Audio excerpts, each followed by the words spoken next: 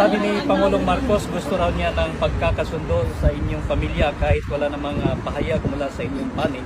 Pero iginiit niyang dapat walang kondisyon ang reconciliation.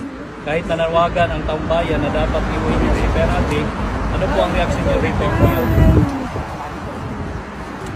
So, sa pagkakaintindi ko, gusto niya na may reconciliation pero walang condition, meaning walang terms, di ba? Kainin niya yung reconciliation niya. Wala yan. He's been lying since he became president. Kita mo, tingnan niyo ha, gusto niya reconciliation.